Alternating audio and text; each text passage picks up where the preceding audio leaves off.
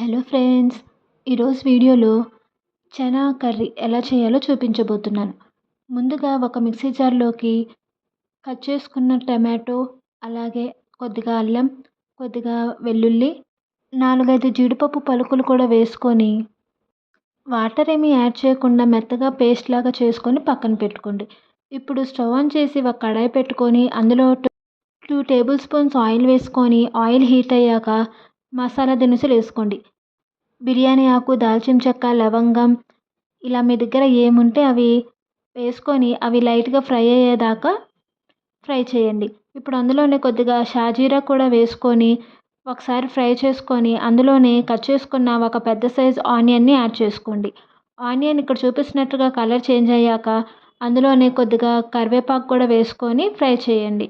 ఇప్పుడు అందులోనే ఇందాక కట్ చేసుకున్న టమాటోలున్నాయి. కొద్దిగా టమాటా ముక్కలు పక్కన పెట్టుకొని ఇక్కడ యాడ్ చేస్తున్నాను.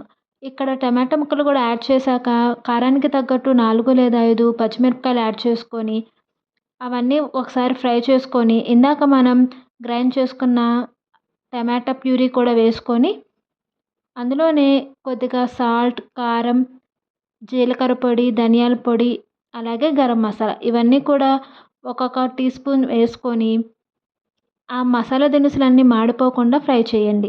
ఇలా ఫ్రై చేసుకున్నాక ఇప్పుడు ఇందులోనే ఒక కప్ కాబూలీ శనగల్ని 6 లేదా 7 గంటలు నానబెట్టుకొని కుక్కర్‌లో ఒక 5, 6 విజిల్స్ వచ్చేదాకా కుక్ చేసుకొని ఇక్కడ చూపిస్తున్నట్లుగా మెత్తగా కుక్ చేసుకోవాలి. అలా కుక్ చేసుకున్న కాబూలీ శనగల్ని ఇందులో వేసుకొని ఒకసారి కలుపుకొని ఒక పప్పు గుత్తితో ఇక్కడ చూపిస్తున్నట్లుగా మ్యాష్ చేసుకోండి. ఇలా మ్యాష్ చేసుకోవడం వల్ల కొంచెం మనకి గ్రేవీ కన్సిస్టెన్సీ వచ్చి తినటానికి బాగుంటుంది.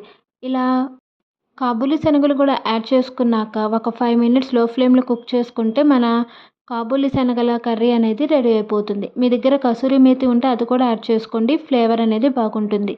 ఈ రెసిపీ కనుక మీకు నచ్చినట్లయితే మన ఛానల్‌ని సబ్స్క్రైబ్ చేసుకోండి. Thank you for watching.